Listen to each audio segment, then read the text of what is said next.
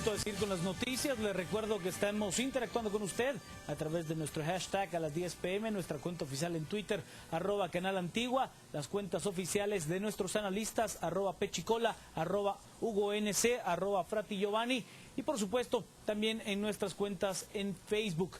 He de contarle ahora que el Procurador de los Derechos Humanos, Jorge de León Duque, fue citado al Congreso de la República, específicamente a la bancada de la Unidad Nacional de la Esperanza. Allí aseguró que miles de toneladas de alimentos estarían a punto de vencerse en los silos de INDECA. El Procurador de los Derechos Humanos, Jorge de León Duque, confirmó que existen más de 3.000 toneladas de comida almacenadas en los silos de INDECA. Lo grave, según el PDH, es que 900 sacos de frijol vencen este 31 de julio. Ratificamos en cada una de las bodegas y efectivamente hay 3.256 toneladas métricas en INDECA de alimento. Y la denuncia puntual que aproveché a poner estando acá en esta invitación es que hay 900 sacos de frijol que vencen en el mes de julio. Esto es sumamente lamentable porque la gente literalmente se está muriendo de hambre y no es posible que tengamos que estar apurando y supervisando para que la comida se entregue. No puede ser que los alimentos estén guardados cuando el tema de la desnutrición, el tema de la muerte, precisamente por este flagelo, es el pan nuestro de cada día. Así es que vamos a seguir verificando. Hoy esperamos los informes y vamos a emitir los pronunciamientos que en derecho corresponde. El Programa Mundial de Alimentos dice que ellos solo se encargan de entregarlo y que es el MAGA el que se encarga de su distribución. Es decir, una vez entregado por el PMA, lo guardan en las bodegas de INDECA y ahí se distribuye. Sin embargo, hoy nos decía el viceministro con total apertura que a ellos no les corresponde, sino que es el Programa Mundial de Alimentos. Así que tendremos que establecer este hecho. El magistrado de Conciencia lamentó que el Ministerio de Agricultura, por medio del Viceministerio de Seguridad Alimentaria, no reparta las bolsas alimentarias a familias necesitadas que forman parte del programa Hambre Cero, y asegura que podrían estar incurriendo en un delito. Es sumamente triste, es incluso constitutivo de delito, diría yo, el que se tengan los alimentos, que se vayan a descomponer y que haya gente que se está muriendo de hambre. Eso es lo que no se debe permitir. Aquí hay posiblemente incumplimiento de deberes y sobre todo violar el derecho elemental a la seguridad alimentaria, a la propia vida, porque la gente se nos está muriendo todos los días en nuestro país, desafortunadamente. Otro tema importante es que lo que nos decía y nos confirmaba, y ustedes lo pudieron ver hace unos minutos, que de 161 municipios priorizados, 97 municipios, en 97 municipios no se ha entregado absolutamente nada, dice el... ¿Y sabe usted? El viceministro de Desarrollo Alimenticio en Guatemala aseguró de que en control del MAGA no está esa gran cantidad de alimentos y que bueno, ellos no tienen la disponibilidad de poderlos entregar a la gente. No hay ningún alimento próximo a vencerse. Le digo, en cuanto a lo que le corresponde al Viceministerio de Seguridad Alimentaria. El viceministro de Seguridad Alimentaria y Nutricional, José Roberto Linares, asegura que no hay comida por vencerse y envía a los que tengan duda a las autoridades del Programa Mundial de Alimentos para que ellas expliquen la situación de la comida en los silos de INDECA. Ese alimento, como ya ustedes bien lo saben, es del Programa Mundial de Alimentos. Le digo, cualquier duda que tengan en relación a ello, por favor abóquense con ellos para que ellos les den las aclaraciones al caso. Le digo, yo ya voy a tener alimento y voy a llegar a la gente que verdaderamente lo necesita y es el estado que nosotros vamos a atender. Y ellos son los que coordinan, le digo, con los encargados que en este momento de ese programa, como ejecutores del programa.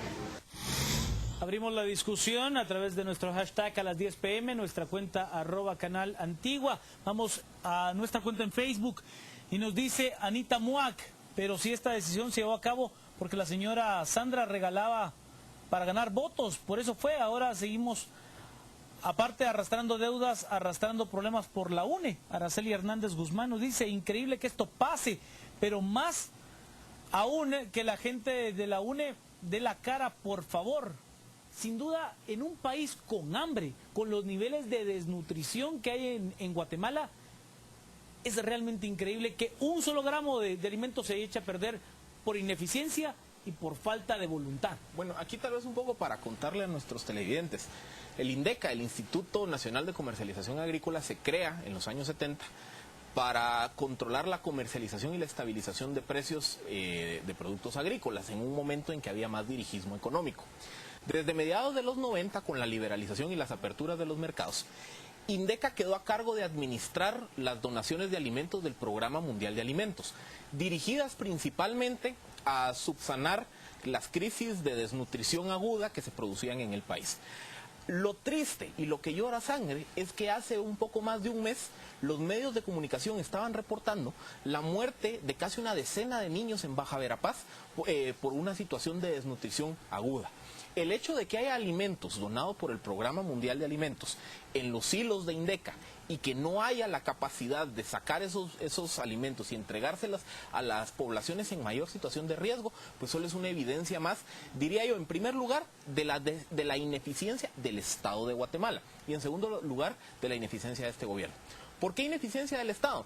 Porque en muchas ocasiones, y eso es algo que valdría la pena pues, indagar un poco más, muchas de las donaciones se pierden porque el proceso para aceptar la donación, para exonerarla de impuestos y demás, es excesivamente engorroso.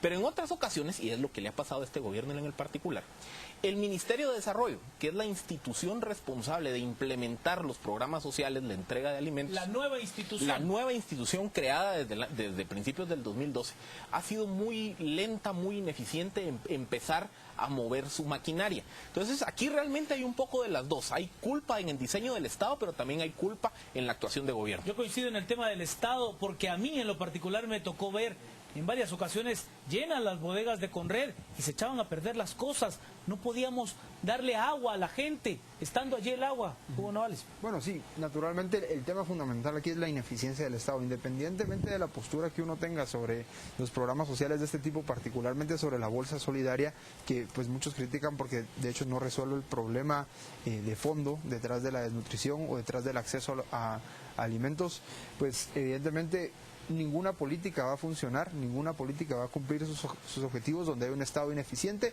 y donde hay también un gobierno posiblemente que agrega su cuota de ineficiencia a este tipo de problemas. Además, en respuesta a un comentario que había ahí sobre el rol de la UNE y del gobierno de la UNE en la instalación de estos programas, básicamente en el Estado de Guatemala, creo que hay que hacer una acotación. La actitud actual de la UNE tiene que entenderse ya en una clave preelectoral. Posiblemente uno de los escasos logros del gobierno de la UNE fue traer el tema del combate a la pobreza y convertirlo de un tema que se debatía a nivel de ONGs, que se debatía a nivel de cooperación internacional, llevarlo a el plano electoral. Y es precisamente esto lo que está pasando ahora. Lo que estamos viendo ahorita es la UNE intentando atacar al gobierno mediante la defensa de algo que consideran pues su legado, digamos. Entonces, al final, pues es otra señal más de que pues la campaña ya está en marcha y toda la fiscalización que se hace el gobierno durante esta época la podemos entender en esa clave. En ese sentido, si la campaña ya está en marcha, uno será por la seguridad, otro por el tema social. ¿Qué es lo que tenemos que esperar como ciudadanos, Giovanni Frati? Sí, yo le quisiera recordar al gobierno del Patriota y a Sandra Torres y a Roxana Valdetti y al señor presidente de la República, todos patriotas y todos populistas, unos de izquierda y otros de derecha, que se miren en el espejo de Brasil y que miren lo que pasa cuando la corrupción exacerba tanto los ánimos en una población que aunque la población esté bien, aunque la economía esté creciendo, aunque el gobierno brasileño y el Brasil ahora es uno de las puntas de lanza en el mundo, la gente se cansa. Y yo estoy muy seguro que los guatemaltecos estamos llegando a un punto de inflexión en el cansancio por la corrupción, en el cansancio contra el populismo y en el cansancio de que nos sigan tratando como tontos. Los guatemaltecos no le vamos a ir a entregar el voto a una persona que nos va a regalar una bolsa de comida. Si no, hubiese arrasado la UNE las elecciones. Los guatemaltecos no vamos a ir a entregarle el voto a alguien que nos regale una bolsa de fertilizante, si no el FRG se hubiera reelecto. Entonces, si estas personas creen que el populismo funciona en Guatemala porque obviamente creen que los guatemaltecos en nuestra gran mayoría somos pobres, analfabetas, no analizamos, no nos interesa la política, creo que lo deben pensar dos veces. No hay nada más desastroso que un programa populista de repartición de alimentos y fertilizantes para mantener a la gente en la pobreza. Lo único que vamos a lograr con eso es mantener a esa gente en la extrema pobreza. Voy al debate con ustedes, solo voy a ver qué es lo que nos dicen las redes sociales. Tutor 03340 nos dice qué tan difícil es tomar lo que se tiene por vencer y regalarlo o entregar lo que hay. Mucha burocracia e ineficiencia. Carlos Alberto nos dice, regala un pescado a un hambriento, lo alimentarás una vez, enséñale a pescar, lo alimentarás de toda la vida. Nelly Ortega, la lucha contra la desnutrición debe ser de todos, así como en esta actividad tengo algo que dar, le doy un 8. Dice Juan Pablo Meléndez, es inaceptable, indignante e inhumano que tantos alimentos se pierdan y ninguno se haga responsable. Esto es un desastre. Mario Archila, se demuestra ineficiencia con nuestro hashtag a las 10 p.m. Su análisis, Johnny. Yo hay una cosa que yo discrepo con Giovanni.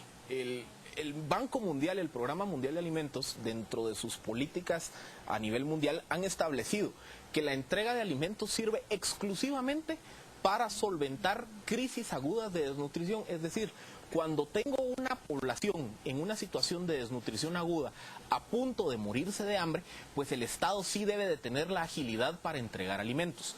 Lo que debe de ocurrir es que debe existir toda una política integral para atacar las causas estructurales de la desnutrición, que en muchos casos es falta de acceso a alimentos, falta de ingresos o mala cultura de nutrición.